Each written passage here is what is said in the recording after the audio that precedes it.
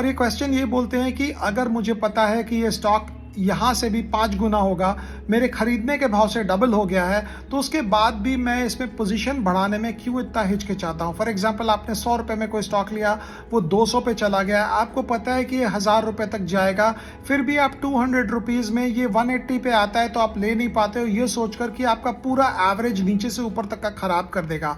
तो ये क्यों होता है, इसका बहुत सिंपल सा रीज़न है और मैंने खुद एक्सपीरियंस किया है। पैंटालून रिटेल जब मैं लिया, मैं फर्स्ट बाइंग के बाद कभी भी उस स्टॉक में ऐड नहीं कर पाया, बिकॉज मुझे हर वक्त डर लगता था कि अगर मैं ऐड करूंगा तो मेरा कॉस्ट ऊपर हो जाएगा और अगर कंपनी में कोई गड़बड़ हो गई तो बेसिकली मेरा जो सारा प्रॉफिट बना हुआ है वो चला जाएगा। पेज इंडस्ट्रीज में मैंने 350 में लिया था सबसे पहले और 8700 के प्राइस पे भी लिया था। डेट वाज इन अक्टूबर 2014 जितना मेरे को ध्यान पड़ता है, और अल्टीमेटली मैंने 2015 मई जून में इसको बेचा। पेज इंडस्ट्रीज की बात हो रही है, at a price of about 14,000। तो ये इसलिए हो पाया पेज इंडस्ट्रीज में बिकॉज मेरा कॉन्फिडेंस ज़्यादा था, और पैंटालून रिटेल में मैं इसलिए नहीं कर पाया क्योंकि मेरा कॉन्फिडेंस लेवल कम था। और कॉन्फिडेंस कम इसलिए नहीं था बिकॉज अकल थोड़ी कम थी। वो तो ऑब्वियसली फर्स्ट जब आप स्टॉक मार्केट में बड़ा छक्का मारते हो तो कम अकल रहती है, बट बियॉन्ड दैट कॉन्फिडेंस आपको इसलिए कम था क्योंकि आपके पीछे सक्सेस नहीं था। एक और सक्सेस आता है, सक्सेस से कॉन्फिडेंस आता है और कॉन्फिडेंस से सक्सेस आता है। चिकन एंड द एग वाली गेम होती है।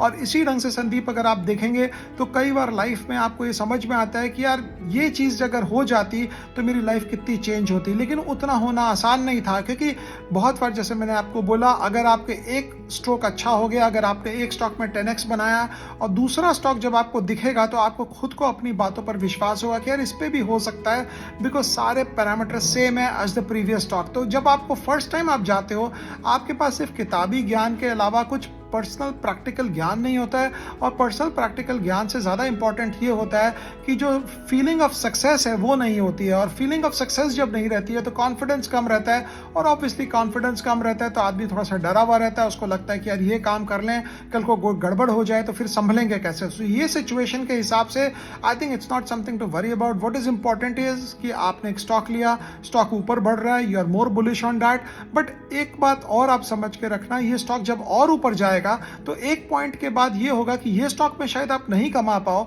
लेकिन दूसरा स्टॉक जब आप लोगे, इसके बाद वाला आपके हाथ में कोई बड़ा गेम आएगा, उसमें आप ठीक बना पाओगे बिकॉज आपके पास पुराने वाले स्टॉक का कॉन्फिडेंस और सक्सेस दोनों रहेगा।